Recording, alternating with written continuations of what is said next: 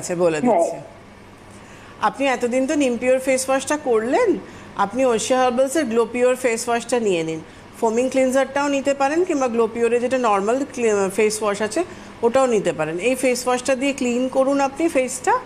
আর তার সাথে টিটি টোনারটা রাখবেনই, যেহেতু একটা দুটো পিম্পলস ওটার টেন্ডেন্সি আপনার রয়েছে, এটা করবেন। আর দিনের বেলা আপনি গ্লো পিওর জেল ক্রিম কিংবা পাপায়া জেল ক্রিম, দুটোই বলে রাখলাম। গ্লো পিওর জেল ক্রিমটা হয়তো সব জায়গায় অ্যাভেলেবেল না পেলে পাপায়া জেল ক্রিমটাও নিয়ে নিতে পারেন। এটা দিনের বেলা আপনি ইউজ করুন, এটা করবেন আপনি।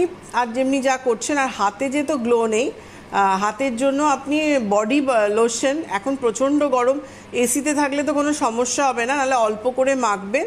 সেটা হচ্ছে আপনি ওশিয়া হার্বালসের যে ভিটামিন সি যে বডি লোশনটা আছে, এই বডি লোশনটা নিতে পারেন, কিংবা পাপায়া যে বডি লোশনটা আছে, এই বডি লোশনটা স্নান টান করে উঠে একবার, রাত্রিবেলা শোয়ার সময় একবার। আর বডি ওয়াশটা আপনি ওশিয়া হার্বালসের ফাইটো হোয়াইটের যে ময়শ্চারাইজিং ক্রিম ফিল যে ময়শ্চারাইজিং বডি ওয়াশটা আছে, ওটা ব্রাইটনিং এবং হাইড্রেশনের জন্য। ওই বডি ওয়াশটা দিয়ে স্নান করার সময় ক্লিন করুন। আর এখন যেহেতু একটা দুটো পিম্পলস ওঠে, যখন ওঠে তখন স্ক্রাবিং করবেন না।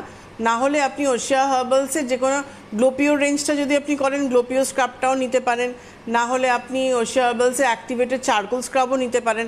এটা ফেসে, বডি পার্টে সব জায়গায় স্ক্রাবিংটা করবেন, ওই ট্যানটা পেল লুকটা চলে যাবে। আর হেয়ারের জন্য যা করছিলেন, রাইস ওয়াটারে হেয়ার মাস্কটা তো ভীষণ ভালো, ড্যামেজ হেয়ারের জন্য ভীষণ ভালো কাজ করে। তার সাথে ভার্টিলাইজারটা কন্টিনিউ করুন। আর যা শ্যাম্পু করছিলেন ওটা করবেন। আর অয়েল আপনি ফাইটোগেন হেয়ার অয়েলও করতে পারেন, নাহলে অনিয়ন জিঞ্জার অয়েলও করতে পারেন। আর ফেসের জন্য তো ফেস ওয়াশটা আমি বলে দিলাম, সানস্ক্রিন যেমন 45% করবেন।